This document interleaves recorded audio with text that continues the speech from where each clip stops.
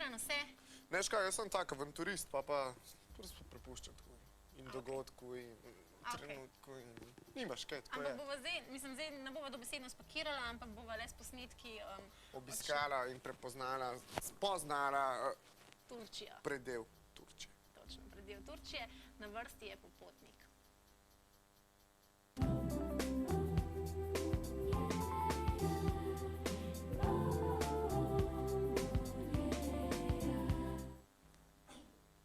No, kam bomo šli danes? V kuhno. V kuhno greš? Meni voda vre. Ne boš v Turčiji ostal. Jaz si res za kavico. Se bom počakal, pa moram iti, veš. Prav. Janin je že tukaj. Živijo, lep pozdrav, živijo, izvoli. Slišim, da že pokata. Ja, že pokava, ja, greva. Lep pozdrav, kako smo danes? Pozdravljen. Kar je nekak. Tudi vam lahko s kakšno kavico postrežem. Polka bo reklame. Aha, super. Jaz moram iti, kaj mi vre. Ja, bova sama. Ja, par trenutkov bova sama. Mi smo že povedala malce za pokušino, kam se danes odpravljamo. Si prinesel tudi posnetke? Ja, takole, moram svetovati tistim, ki imajo kaj energije, pa ki imajo kakšen avto, da grejo v Turčijo enkrat kar lepo posuham. Ker zdaj, odkar na Balkanu ni več vojne, se kar splača posuham iti, ker ni tako daleč. Rekord, ki ga poznam, je s počasnim kombijem v 3 dneh od Ljubljane do Damaska v Siriji. V 3 dneh samo? V 3 dneh, ampak so vozili krepko. A pa je to konstantna vožnja? So tudi po noč vozili, ne vaš čas, ampak kar nekaj časa.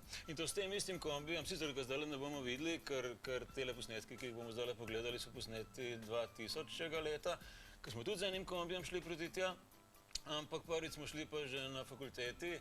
2 filozofa so bila, pa 3 ekonomisti, pa še cel kup drugih. Tole, kar pa pravkar vidiš, je bilo pa posneto med našima 2 šotoroma, ko smo pred 6 leti šli torej spet po tej poti in smo tudi prišli do Indije pravzaprav. Zdaj pa tako, takrat v tih časih sem imel prijatelja, ki je sodeloval pri enem takem rockerskem ansamblu, Atlantik, danes ga nihče več ne pozna, tudi niso že takrat jih nihče ni poznal pravzaprav, ampak imeli so kombi. In s tistim kombijem ste se odpravili? S tistim kombijem smo hrabro šli v Indijo, ker je bilo to tako zelo popularno. Moram pa povedati, da še ni bilo takrat vojne v Afganistanu pa Iranu, tako da si lahko skozi obe tej državi prišel brez kakšnih strašnih zapletov. Sicer smo potrebovali vizume, pa smo kar nekaj časa čakali na nje, ampak ni bilo tako težko. Ampak za Turčijo niste potrebovali vizuma, ne, takrat? Turčija takrat, ne, ni bila takrat pravzaprav, takrat je bila še Jugoslavija in zdaj pa ga nažalost potrebujemo, kar je prav žalostno in upam, da bojo to ukinili, no, ampak kaj hočemo. Zdaj pa takole, imeli smo en tak star kombi, IMV, če ga kdo pozna, ki je imel 6 koles in je bil višji za pol metra kot normalni kombiji. In smo ga predelali najprej, ko smo se odpravljali. Vlado je pač rekel, da je že tako in tako precej star. In ja, to moram povedati. Tole je zelo zanimivo. Kaj so to nekake hiše, vklesane v skalo? Tole je Kapadokija, se mogoče si tudi sama že kdaj kaj križarila, ali imaš pa namen? V Turčiji še ne. Imaš pa sigurno namen. In ti zelo priporočam. Tukaj sem bil že ne vem kolikokrat v tej Kapadokiji, pa še vedno grem z velikim užitkom tja in priporočam komorkoli. Tole je pokrajina zelo nenavadna, pravkar gledamo moje noge, ki se ubijajo po tehle skalah, ki so iz peščenjaka, zelo mehek kamen. Zelo mehek kamen, ampak naredili so pa stanovanja, ne? Torej, tudi če ne bi ljudje sploh prišli zraven, bi že samo na sebi ta pokrajina bila izredno zanimiva, ker je takih oblik, da kar verjeti ne moreš, ampak ker je iz mehkega kamna se potem ljudje z raznimi krampi in lopatami izdolbli stanovanja, ker je to pravzaprav ceneje in bolj praktično, kot pa zidati hišo, vsaj bilo nekoč. Pa še danes se najde kakšno, tudi eno diskoteko recimo sem videl moderno, ki je izklesana v to skalo. A res? V Turčiji? V Turčiji. Zanimivo. Torej, cela centralna Turčija, zelo daleč, par 100 kilometrov.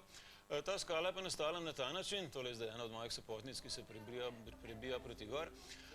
Nastala je ta pokrajina tako, da so 3 vulkani tam v bližini, ki še vedno po malem delujejo, zasuli celo to pokrajino s pepelom vulkanskim, ki je potem se počasi malo strdil, prav zelo trdna, pa še zdaj ni ta kamenina. Pa je bilo to varno za živeti? Mislim, zgleda, da je, če so se ljudje tle naselili. Je, ampak je tako, da se zemlja tudi po malem giblje, pa tudi rahlo potresno področje, tako da ponekod manjka že polovica takele izdolbene hiše. Vidiš tole prostor, to je bila nekod zaprta hiša. Tole, kar ta hip gledamo, je posneto s tisto infrardečo lučko, zaradi tega take čudne barve, ker je ponekod popolnoma tema. Ampak tukaj se da prekrasno plezati, gor in dol po teh rovih in je nadvse taka adrenalinska zadeva. Je treba kaj plačati, kakšna stopnina? Kakor kje, vsa pokrajina je ogromna in po večini teh stvari lahko hodiš kar tako, brez vsega. Nekaj najlepših delov so pa zaprli in tam se temu pravi zdaj muzej na prostem in tam pa je vstopnina. Sam Turki so tako precej, vidiš, kako to, moraš včasih malo poskakovati tam naokrog. Precej se da barantati pri Turkih, ne. Zdaj, nas je bilo poln kombi, 10 ljudi in smo tako izbili ceno, tako da smo plačali potem 6 kart namesto 10, pa tudi sicer so po Turčiji kar hitro dobi kakšne popuste. No, da povem do konca. Skratka, takrat smo tisti kombi malo predelali, tako da smo montirali kar iz navadnih desk posteljo nad zadnjimi kolesi. Tamle sta zdaj moji sopotnici, ki gledate ovdje skozi eno. Vi ste zelo veliko sopotnic sem opazil. Ja, 10 nas je bilo vsega skupaj, ja. Se ti pravim, da moraš enkrat zraven, da se blizu ogledaš cela zadeva. No, in potem smo tako, ne, spodaj je bila ena postelja, na tleh sta spala dva. Smo take, eno samo penasto gumo smo imeli. En Primorec je bil z nami, ki je temu rekel špunja in potem smo seveda vsi to poimenovali špunja in tisto smo potem potrebovali, pač odvisno kako je bilo, ne. Kadar je bilo vrsta na dveh, da sta spala spodaj, sta oba spala na njej.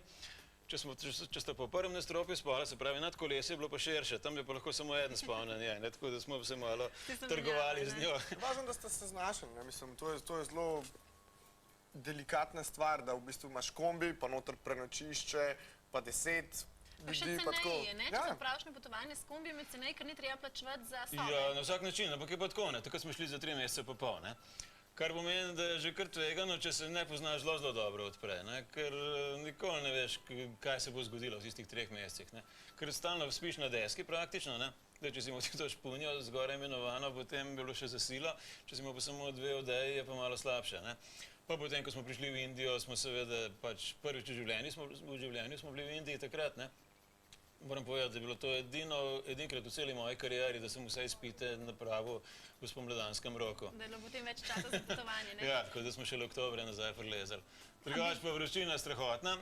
Torej, zdaj tole, kar gledamo, je bilo v bistvom letnem času, pa zelo podobno napravljeno, ampak nas niti približno nam ni bilo tako vroče, kot Kdaj je takrat potem prvič. najboljše obiskati Turčijo? Katere mesece? Takrat, ko ima večina otrok počitnice, Vsa poletnih obdobja mesecev, so vsa obdobja. priporočljiva. Tudi ta Kapadokija je izredno lepa po zimi, recimo, ko sneg leži na teh skalah. Sicer največkrat se gre poleti, ko imamo pač počitnice pri nas. Je vroče, kar precej vroče. Kaj pa finančni zalogaj? Čakaj, to je bilo pred več kot 20 leti, zapravili smo, če se prav spomnim, kakšnih 400-500 dolarjev takrat za 3 mesece. Takrat, ja. Na posebej največ, ne? Posebej, ja. Ful, dobro. To bi danes zapravili v 4 dneh. Ja, niti ne, s kombijem niti ne pravzaprav. Tu zdaj, ko smo šli pred 6 leti, zdaj ne vem, neki čas 150 evrov mogoče starih, se pravi v evrih prekrat 250, oziroma deljeno z 240, ampak niso take strahotne številke to. Kakšni so pa Turki?